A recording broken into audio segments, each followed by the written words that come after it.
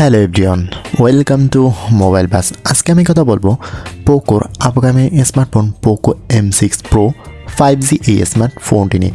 এই স্মার্টফোনটি খুব কম বাজেটে 5G সাপোর্টেড সহ আসছে। এই স্মার্টফোনটিতে দুইটি ভেরিয়েন্ট পাওয়া যাবে এবং কোয়ালকম স্ন্যাপড্রাগনের প্রসেসর সহ এসেছে। এই স্মার্টফোনটি থাকছে 90Hz রিফ্রেশ রেটের মতন সুবিধা। তো চলুন জেনে নেওয়া যাক এই স্মার্টফোনটি সম্পর্কে বিস্তারিত। প্রথমে যদি এই স্মার্টফোনটির ডিজাইন এবং বিল্ড কোয়ালিটি নিয়ে কথা বলি, তাহলে ফোনটি দেখতে মোটামুটি সুন্দর থাকছে। আর প্রথমে যদি এই স্মার্টফোনটির দাম নিয়ে কথা বলি, এটি 16,000 টাকার আশেপাশে লঞ্চ হতে পারে। বেশ ভালো প্রসেসর এবং পারফরমেন্স সেকশন নিয়ে। তো ওভার ফোনটির ডিজাইনের দিক থেকে ব্যাক প্যানেলে ট্রিপল রেয়ার ক্যামেরা সেটআপ এবং ফ্রন্টে একটি ডট নচ ডিসপ্লে অফার করা হয়েছে, যেটি দেখতে মোটামুটি বেশ সুন্দর। ফোনটির ওয়েট থাকতে 199 গ্রাম এবং থিকনেস 8.2 মিলিমিটার। ফোনটি থাকবে দুইটি কালারে, পাওয়ার ব্ল্যাক এবং ফরেস্ট গ্রিন কালারে। ফোনটির ব্যাক এবং ফ্রন্ট প্লাস্টিক বিল্ডে তৈরি। থাকছে কোর্নিং গরিলা গ্লাসের প্রোটেকশন।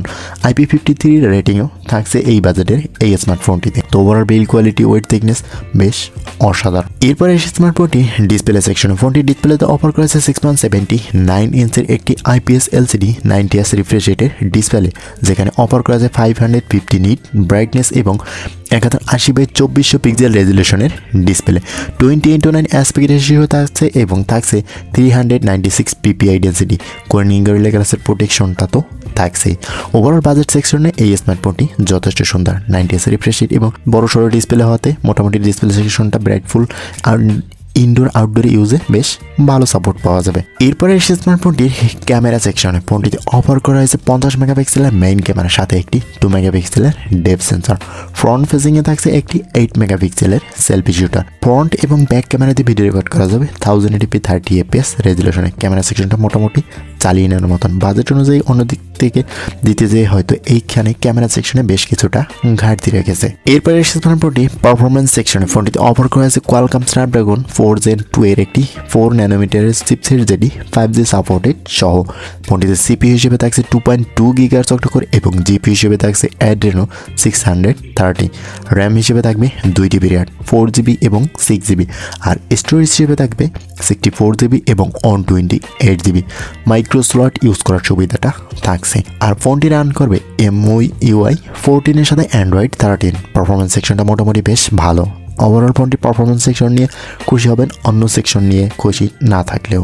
এরপরে এসে স্মার্টফোনটি পাওয়ার সেকশনে। ফোনটিতে অফার করা হয়েছে 5000 mAh এর ব্যাটারি এবং 18 ওয়াটের ফাস্ট চার্জার। তো চার্জিং সেকশনটাও মোটামুটি বেশ ভালো। 5000 mAh এর ব্যাটারিটাও বেশ সাপোর্টেড। ওভারঅল ব্যাটারি সেকশন নিয়ে অসন্তুষ্ট হওয়ার মতন কিছু নাই।